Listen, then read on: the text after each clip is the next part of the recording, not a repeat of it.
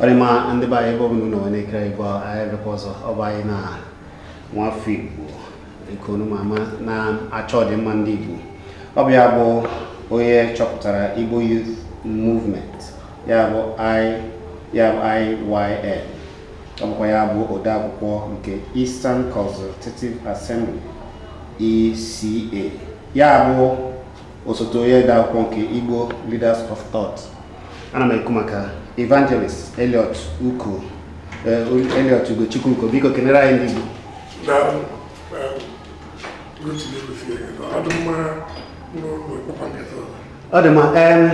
Ka anyị bidogoro ka email maka na kemgbe oge mbụ anyị fụrụ gị nke ikpeazụ anyị fụrụ gị ị na-ekwu ekwu na ewe ndị osochiegbu na-achọ ndụ gị na-achọ imemi na gị aka na-achụ gị ndụbụ n'aka Chukwu mana achọrọ m ịkọ maka ya ndụbụ dị n'aka Chukwu ndị na-achọ igbu ga-egbu m sọsọ ma chikwe ọ bụrụ na chi egburu ọva megbu ndụbụ n'aka Chukwu ọ dị mma iwe ha na-enwe na-achọ igbu bụ na eziokwu na-ekwu afụfụ na ntị mana ndụbụ n'aka Chukwu ọ dị mma kemgbe ka anyị ka ọnụ bịa bịara ihe na-ewuzi ugbu a bụ na ndị na-agba egwu eke abịakwa n'ọzọ n'ala Igbo agba na nke mbụ nafere gbaa nke abụọ nafere ugbuazi ha batagokwa kedu ka isi fụzi nke azi ha batara mana ewerọzi ka esi ekwudu maka ya ndị si na na-abịa n'Igbo bụ egwu eke bụ ndị na-ikpa ndị Igbo na-enwere ife anyị n'ụlọ bụ ndị emeriri emeri enwere ife ụlọ bụ maka na ebe nwere ọgbaghara bụ na Sambisa Forest ebe ndị Boko Haram na-eje na-achụpụ emebara akịsaka ya bụ na Borno steeti ebe ndị ụmụnne Buhari na-egbu ndị mmadụ egbu bụ na Benue, Adama, Taraba, Plateau ebe ndị osisi egbu na-egbu ndị mmadụ gara bụ na Zamfara na ebe ndị ọdịdị enwere ndị na-egbu mmadụ n'ala Igbo enwere ndị ọgbagha n'ala Igbo fibụrụ paịtọn dasịrị ebe ọ egwu anyị na-enwere fanyị ya mere Eastern Consultative Assembly ECA nke mbụ their secretary the Igbo Women Assembly anyị nafa na-alụ Igbo Traders Union anyị nafa na-alụ Igbo Student Association anyị nafa na-alụ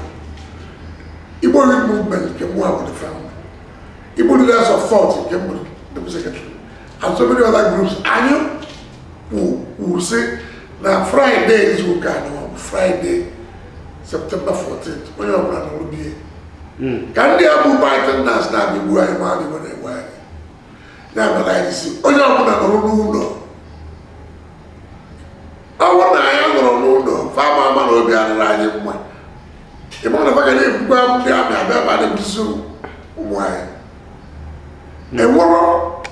Anyways, they are the blue. Why are they? What? Na boy be why be won dia ayi be lulu na ya unu boru ani unu ga budi do uza ya ko na ya boru Friday September 14 oya mna no be oya no reflect ya be ulu ba bo go ba bo be that day to udo na ya do be Nigeria kedi five bell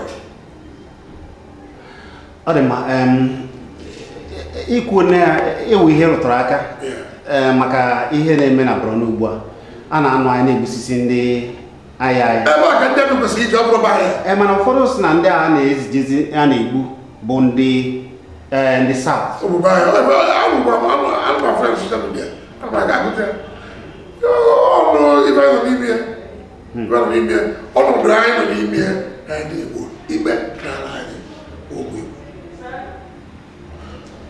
I don't know Nigeria will be in Joe Burundos didn't believe go behind in then develop everybody will go behind in right? A woman political crisis. To go and solve Emmanuel Fatima and some other people. If I make proof, if I rescue, I will know what the president is. Ojukuna, you don't see for anything. We say, I'm missing Nigeria. This is Nigeria. But remember, you go away when the buy a committee genocide. a 3-wave program from 29th of May till 3rd of June, from 29th of July till 3rd of August, from 29th of September till 3rd of October 1966. It wouldn't buy the wave. But what's up why the genocide, what I can make you. Makanandi, Melia, which one of one of our, and the word I get. And where I will be by a also, thereby. Second all over the match. Bulaya, because of the match. The buyer of a 3-wave program.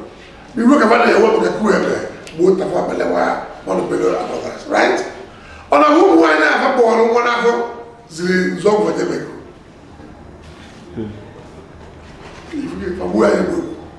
I have the Egyptian pilots, Russian jets, British boot on ground, military advisors, and was for the buyout. Why the Parangagari was on Abia? Yes, and you watch what you were. Oh, give no wine to get him out there. Okay, nke a wetaziko onye osote isi ala si na nhazigharị Nigeria ya mere restructuring na ọ bụ ya na-eweta ezigbo ọchịchị maka na kemgbe Nnamdi Kanu nọ oge ahụ a na-ekwusi ike when my father was gramophone and I see a record after his master's voice gramophone I get a record before the war his master's voice what's the banjo his master's voice. Even the Abu, so I am there. We want to have a go. Okufana Asuna, and we go look where is master. No, I don't know lawyer on the Abu. If I go with master's voice, but a position on the Abu on Nigeria, the unintelligible, ultra bias, null and void, and invalid. Open process. 30 states, about war. 30 states do war. I can't take but wages have remained at one. A war increase in wages, right? Purchasing power declined here because everything else shut up. Petroleum shut up from 7 naira to 145, right? Dollar shut up from 165 to 360. Every damn thing shut up. So the purchasing power, the fizzle. People can't live no more like people can't feel well, right? They can't live here. What's when they get Chiatazu? Oh, Chiatazu, Imana, not the greatest miracle, one of the 8 wonders of the world. But it was rich Chiatazu. The Nigeria Anatolia. I want to use the Magatolia. Only the Obodo, good Obodo, think the Obodo. Divide the open, so 95%. June over take by the Security Council. If only you never security Nigeria, Army, military, Air Force, Navy, police, but paramilitary, immigration, custom. If any they want to hold your people ahead, they have 5%. You don't go to power. Ndị ma na kemgbe ọ batara n'ọchịchị na-ewebe ka ala echi na yes, we've never been so divided. Even through the war, Abroad is divided as a good.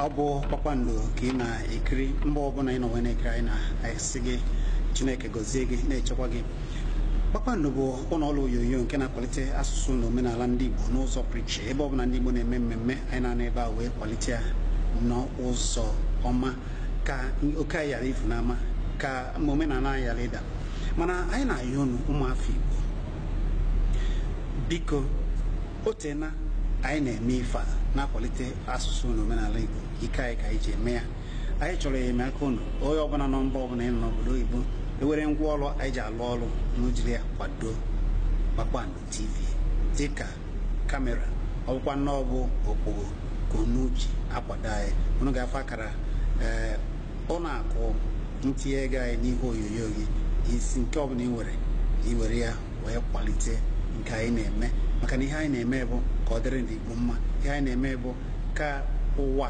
makwara na ndị Igbo bụ ndị Chineke gọziri agọzi ya mere anyị ji agbasa ozi ndị Igbo nke nụ nke anyị ka anyị kwado na ya abụ m Chizzy Ani ọ ga-adịrịrị ndị Igbo mma kwado Kpakpando maka na Kpakpando bụ ihe ndị Igbo anyị na-atụ anyị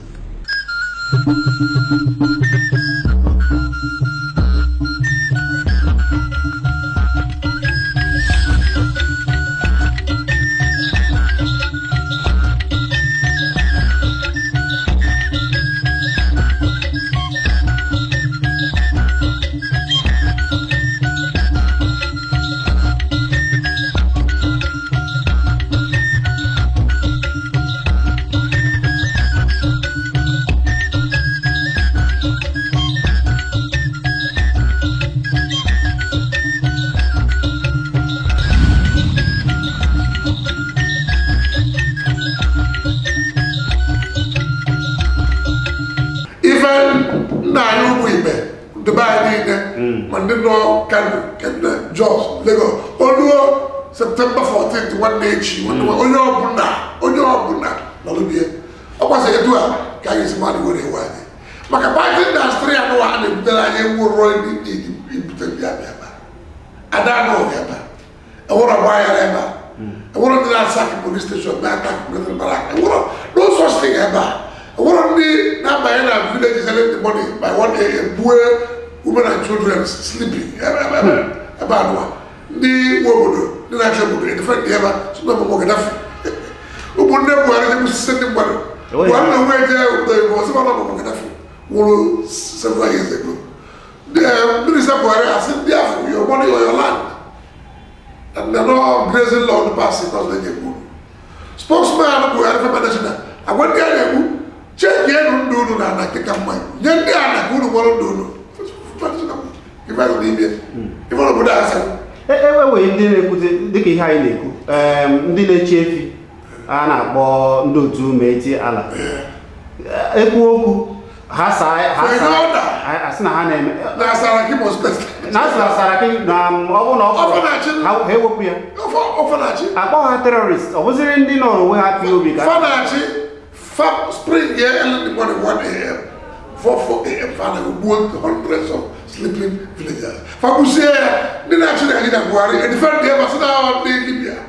Not the Libya, cross Chad, Niger, cross over 4 countries from Libya. We are only on the plateau of Benue, not Libya. We want with you will for the Hapata, I don't know for the Chichi. And as now with you, and I can then Naira, a boy, he said 5 million, 10 million.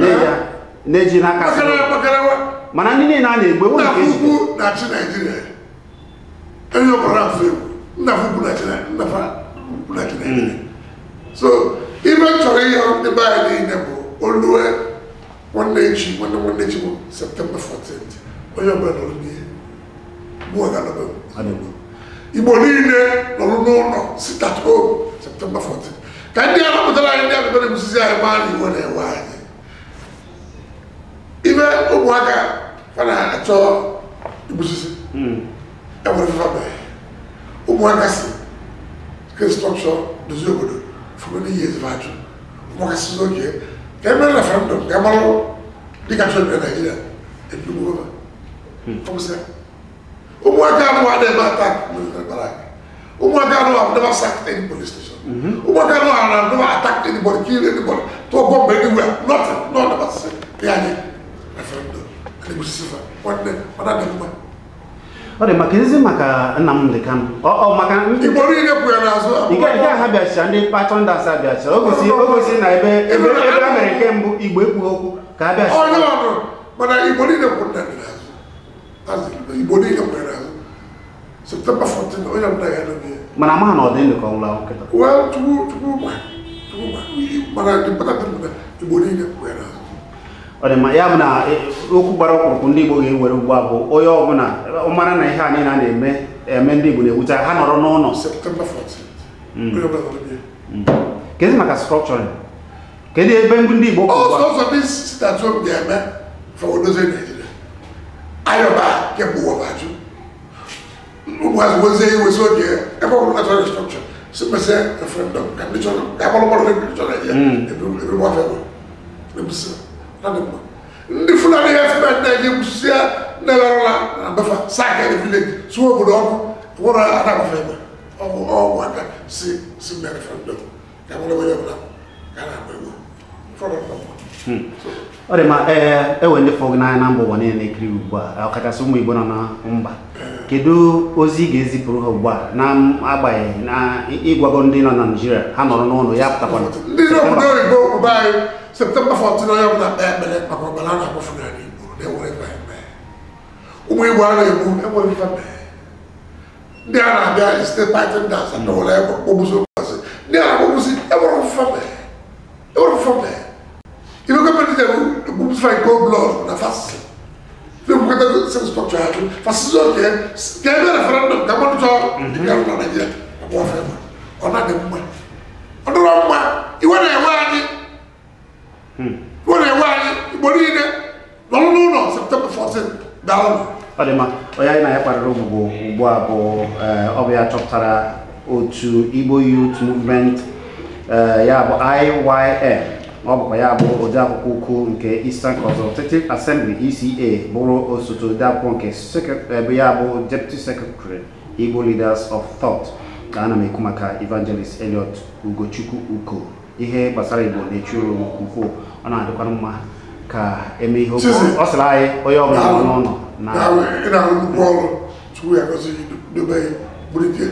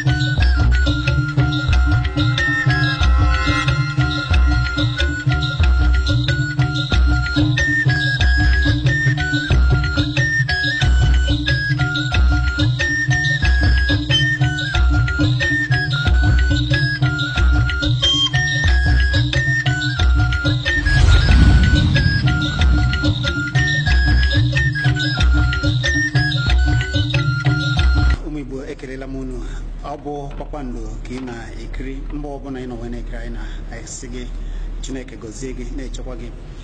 Kpakpando bụ ụlọ ọrụ onyonyo nke na-akwalite asụsụ na omenala ndị Igbo n'ụzọ pụrụ iche ebe ọbụla ndị Igbo na-eme mmemme anyị na-anọ ebe a wee kwalite ya n'ụzọ ọma ka oke anyị ghara ifu n'ama ka omenala anyị ghara ịda mana anyị na-ayọ unu ụmụafọ Igbo biko otena anyị na-eme ife a na-akwalite asụsụ na omenala Igbo ike anyị ka anyị ji eme ya anyị chọrọ enyemaka unu onye ọbụla nọ mba ọbụla ịnọ n'obodo oyibo ewere ngwa ọrụ anyị ji alụ ọrụ n'ujiri ya kwado Kpakpando TV dịka kamera ọbụkwa nnọọ bụ okpogho ka unu ji akwado anyị unu ga-afọ akara ụlọ akụ ntinye ego anyị n'ihe onyonyo gị isi nke ọbụla ị were ya wee kwalite nke anyị na-eme maka na ihe anyị na-eme bụ ka ọ dịrị ndị Igbo mma ihe anyị na-eme bụ ka ụwa makwara na ndị Igbo bụ ndị Chineke gọziri agọzi ya mere anyị ji agbasa ozi ndị Igbo nke bụ nke anyị